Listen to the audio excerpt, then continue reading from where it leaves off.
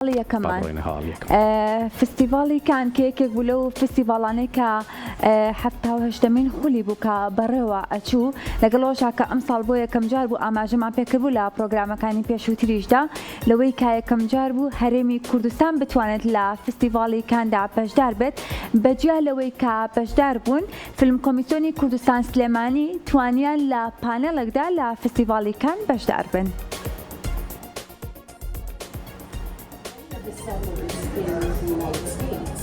Basically, December, we halfway through season 3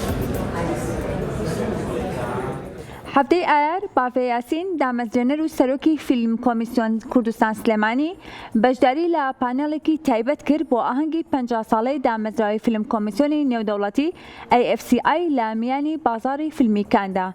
بافێ یاسین لەو بۆنەیەدا نوێنەرایەتی کوردستانی کرد وەک شوێنێکی نوێ بۆ بەرهەمهێنانی فیلمی جیهانی.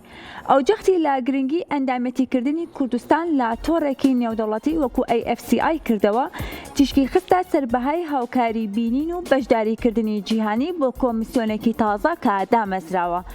بافێ باسی لەوەش کرد لە تواناکانی ناوچەکە و گرنگی کردنەوەی کوردستان بەڕووی جیهاندا کردو لە ڕێگەی فیلم و هونەرەوە.